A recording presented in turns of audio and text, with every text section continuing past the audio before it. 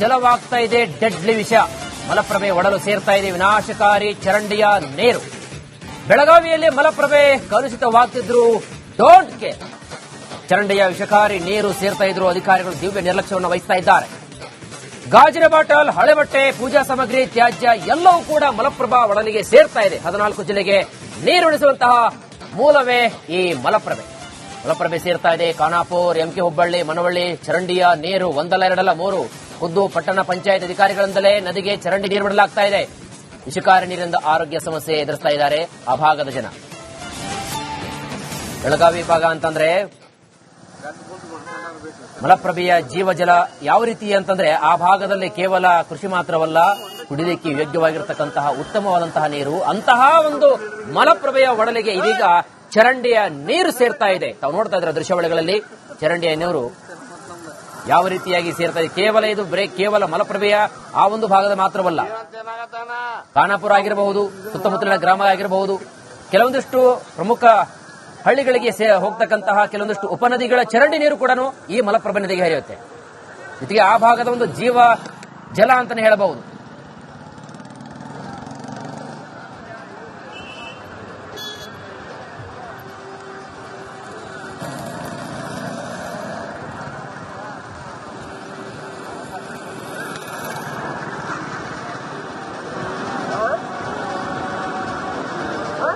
ನಾಲ್ಕು ಜಿಲ್ಲೆಗೆ ಕುಡಿಯುವ ನೀರನ್ನ ಒದಗಿಸುವಂತ ಮಲ್ಲಪ್ರಭಾ ನದಿ ಈಗ ವಿಷಜಲ ಆಗಿ ಪರಿವರ್ತನೆ ಆಗ್ತಿರುವಂತದ್ದು. ಸದ್ಯ ನದಿಯ ತಟದಲ್ಲಿ ಇರುವಂತದ್ದು ಗಮನಿಸಬಹುದು. ಸಂಪೂರ್ಣವಾಗಿ ನದಿ ಹಚ್ಚ ಹಸಿರಾದಂತ ಬಣ್ಣಕ್ಕೆ ಬಂದಿರುವಂತದ್ದು. ಜೊತೆಗೆ ಇಲ್ಲಿ ಪೂಜಾ ಸಾಮಗ್ರಿಗಳನ್ನ ಎಸೆದು ಮಲಿನವನ್ನಾಗಿ ಮಾಡಲಾಗ್ತಿದೆ. ತ್ಯಾಜ್ಯ ವಸ್ತುಗಳನ್ನ ಕೂಡ ಇದೇ ರೀತಿ ಈ ಒಂದು ನದಿಗೆ ಎಸೆದು ಇಡೀ ನದಿಯನ್ನ ಸಂಪೂರ್ಣವಾಗಿ ಹಾಳು ಮಾಡುವಂತ ಕೆಲಸಕ್ಕೆ ಇಲ್ಲಿ ಮಾಡ್ತಿರುವಂತದ್ದು ಗಮನಿಸಬಹುದು. ಸತ್ತಂತವರ ಕಳೆಯ ಬರವನ್ನ ಕೂಡ ಇದೇ ನದಿಗೆ ಎಸೆಯುವಂತ ಏನು ಕೆಲಸವನ್ನ ಕೂಡ ಈ ರೀತಿಯಾಗಿ ಜನರು ಕೂಡ ಮಾಡ್ತಿರುವಂತದ್ದು ಗಮನಿಸಬಹುದು.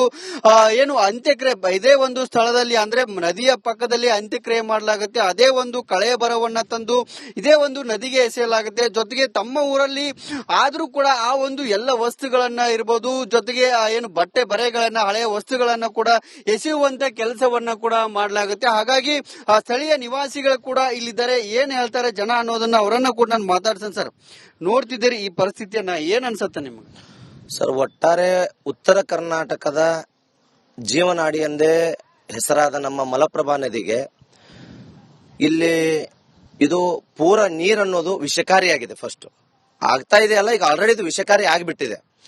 ಈ ಖಾನಾಪುರ ಪಟ್ಟಣದಲ್ಲಿರ್ಬೋದು, ಈ 4 ಜಿಲ್ಲೆಯ ಸುತ್ತಮುತ್ತಲಿರುವಂತ ಎಲ್ಲಾ ಹಳ್ಳಿಗಳಿರ್ಬೋದು, ಸಿಟಿಗಳಿರ್ಬೋದು, ಅಲ್ಲಿಯ ನೀರನ್ನ, ಕಲುಷಿತ ನೀರನ್ನ, ವಿಸರ್ಜನೆಯಾದಂತ ನೀರನ್ನ ತಂದು ಎಲ್ಲರೂ ಕೂಡ ಈ ಹೊಳಿಗೆ ಬಿಡ್ತಾ ಇದ್ದಾರೆ.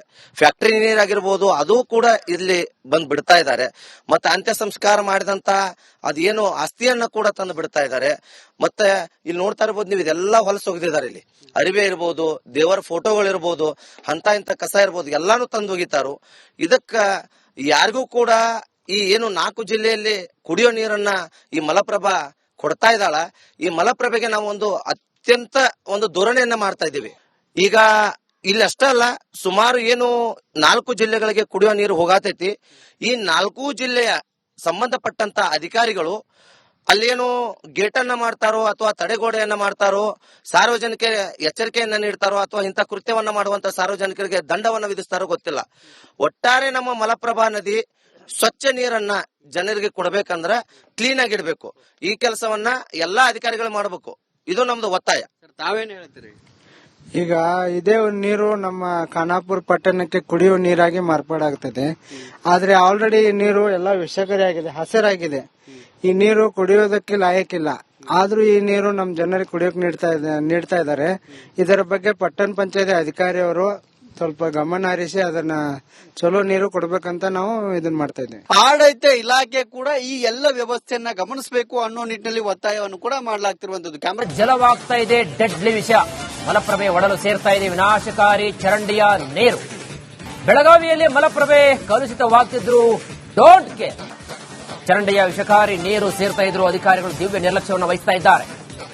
ಗಾಜಿನ ಬಾಟಲ್, ಹಳೆ ಬಟ್ಟೆ, ಪೂಜಾ ಸಾಮಗ್ರಿ, ತ್ಯಾಜ್ಯ ಎಲ್ಲವೂ ಕೂಡ ಮಲಪ್ರಭಾ ಒಡಲಿಗೆ ಸೇರ್ತಾ ಇದೆ. 14 ಜಿಲ್ಲೆಗೆ ನೀರುಣಿಸುವಂತಹ ಮೂಲವೇ ಈ ಮಲಪ್ರಭೆ. ಮಲಪ್ರಭೆ ಸೇರ್ತಾ ಇದೆ ಖಾನಾಪುರ, ಎಂಕೆ ಹುಬ್ಬಳ್ಳಿ, ಮನವಳ್ಳಿ. ಚರಂಡಿಯ ನೀರು ಒಂದಲ್ಲ ಎರಡಲ್ಲ 3 ಖುದ್ದು ಪಟ್ಟಣ ಪಂಚಾಯತ್ ಅಧಿಕಾರಿಗಳಿಂದಲೇ ನದಿಗೆ ಚರಂಡಿ ನೀರು ಬಿಡಲಾಗ್ತಾ ಇದೆ. ವಿಷಕಾರಿ ನೀರಿನಿಂದ ಆರೋಗ್ಯ ಸಮಸ್ಯೆ ಎದುರಿಸ್ತಾ ಇದ್ದಾರೆ ಆ ಭಾಗದ ಜನ. ಬೆಳಗಾವಿ ಭಾಗ ಅಂತಂದ್ರೆ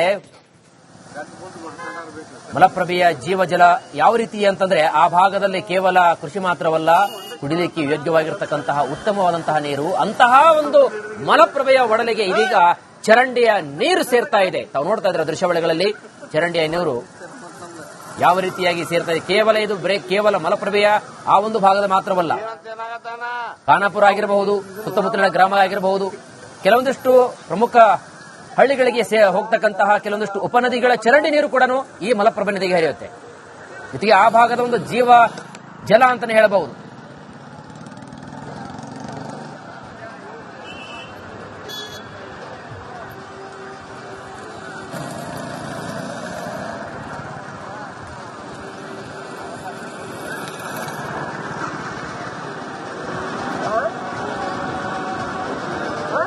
ನಾಲ್ಕು ಜಿಲ್ಲೆಗೆ ಕುಡಿಯುವ ನೀರನ್ನ ಒದಗಿಸುವಂತ ಮಲ್ಲಪ್ರಭಾ ನದಿ ಈಗ ವಿಷಜಲ ಆಗಿ ಪರಿವರ್ತನೆ ಆಗ್ತಿರುವಂತದ್ದು. ಸದ್ಯ ನದಿಯ ತಟದಲ್ಲಿ ಇರುವಂತದ್ದು ಗಮನಿಸಬಹುದು. ಸಂಪೂರ್ಣವಾಗಿ ನದಿ ಹಚ್ಚ ಹಸಿರಾದಂತ ಬಣ್ಣಕ್ಕೆ ಬಂದಿರುವಂತದ್ದು. ಜೊತೆಗೆ ಇಲ್ಲಿ ಪೂಜಾ ಸಾಮಗ್ರಿಗಳನ್ನ ಎಸೆದು ಮಲಿನವನ್ನಾಗಿ ಮಾಡಲಾಗ್ತಿದೆ. ತ್ಯಾಜ್ಯ ವಸ್ತುಗಳನ್ನ ಕೂಡ ಇದೇ ರೀತಿ ಈ ಒಂದು ನದಿಗೆ ಎಸೆದು ಇಡೀ ನದಿಯನ್ನ ಸಂಪೂರ್ಣವಾಗಿ ಹಾಳು ಮಾಡುವಂತ ಕೆಲಸಕ್ಕೆ ಇಲ್ಲಿ ಮಾಡ್ತಿರುವಂತದ್ದು ಗಮನಿಸಬಹುದು. ಸತ್ತಂತವರ ಕಳೆಯ ಬರವನ್ನ ಕೂಡ ಇದೇ ನದಿಗೆ ಎಸೆಯುವಂತ ಏನು ಕೆಲಸವನ್ನ ಕೂಡ ಈ ರೀತಿಯಾಗಿ ಜನರು ಕೂಡ ಮಾಡ್ತಿರುವಂತದ್ದು ಗಮನಿಸಬಹುದು.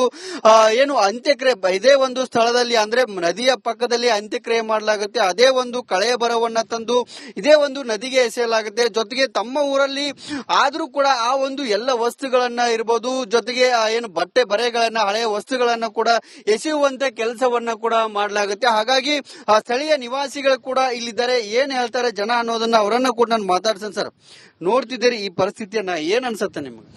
ಸರ್, ಒಟ್ಟಾರೆ ಉತ್ತರ ಕರ್ನಾಟಕದ ಜೀವನಾಡಿ ಎಂದೇ ಹೆಸರಾದ ನಮ್ಮ ಮಲಪ್ರಭಾ ನದಿಗೆ ಇಲ್ಲಿ ಇದು ಪೂರ ನೀರನ್ನೋದು ವಿಷಕಾರಿಯಾಗಿದೆ. ಫಸ್ಟ್ ಆಗ್ತಾ ಇದೆ ಅಲ್ಲ, ಈಗ ಆಲ್ರೆಡಿ ಇದು ವಿಷಕಾರಿ ಆಗಿಬಿಟ್ಟಿದೆ.